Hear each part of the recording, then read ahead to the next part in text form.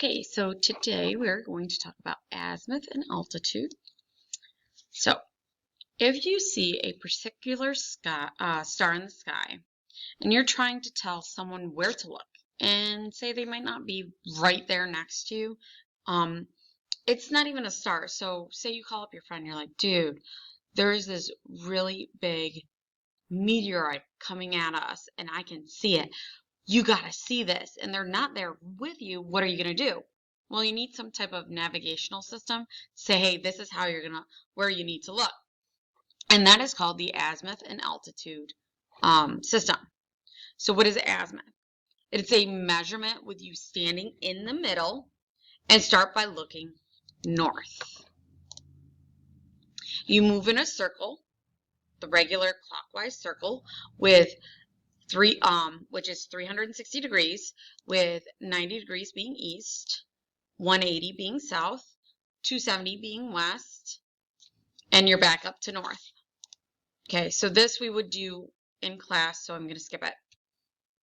Okay, so you have azimuth.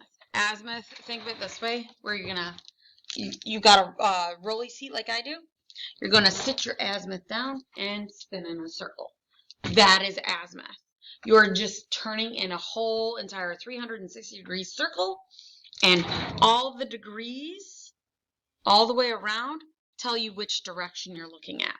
If you're confused on that, I would suggest opening up your compass on your phone, and you will notice as you turn in a circle, your compass is going to tell you the direction, and it's going to tell you the degree. So that's a good kind of use thing that you could use. That's a good tool you could use.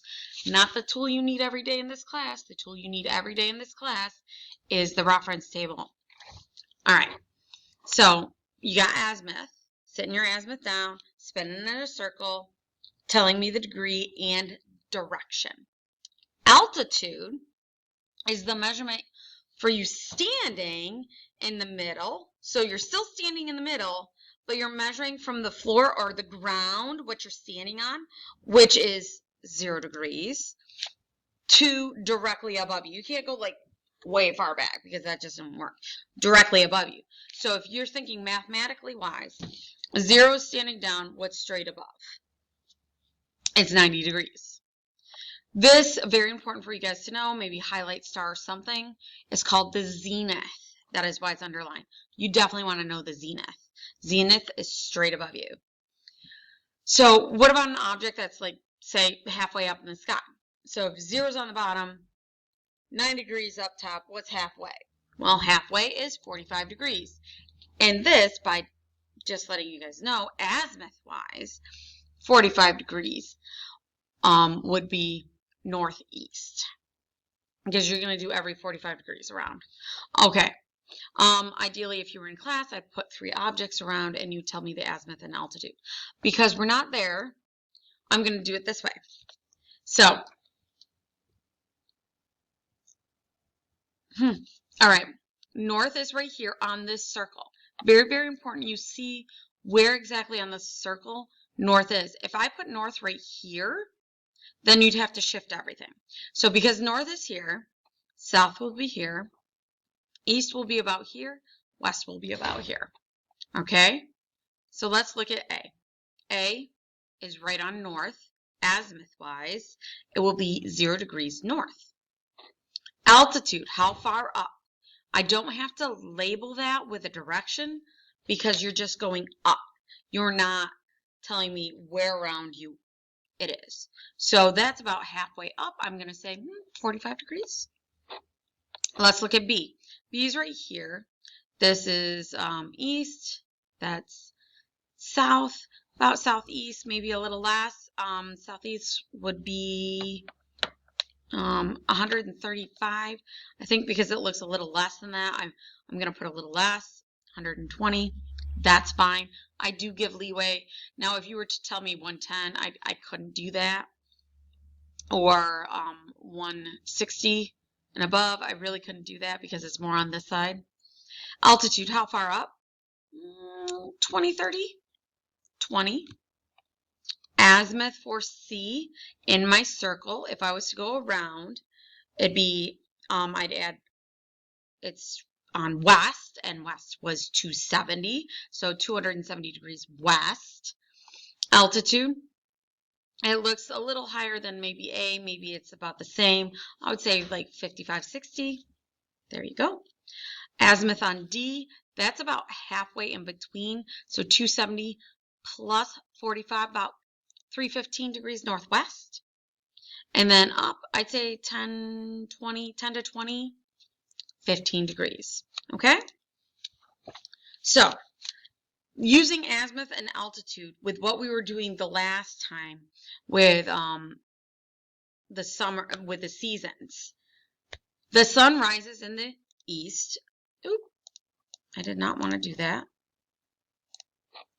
Sun rises in the east and sets in the west, always, especially here, like always. Sun always rises in the east, always sets in the west. During spring, which is, remember, March 21st, and in fall, September 23rd, the sun rises directly east and sets directly west, reaching an altitude of 45 degrees. During, so right here, especially where we are, it hits 45 degrees. Remember why it's 45 degrees? Because that's our latitude. And during the winter, remember, think south.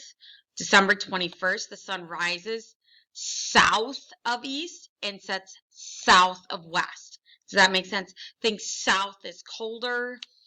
I know it's not really, but south, I think of like winter.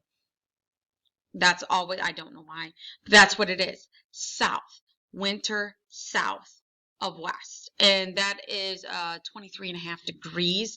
That's how high up the sun is. So right about now, almost like next week, it's going to be 23.5 degrees in the sky. That's why it's so cold, and it gets so cold in the winter. And think of Tropic of Cancer for that one.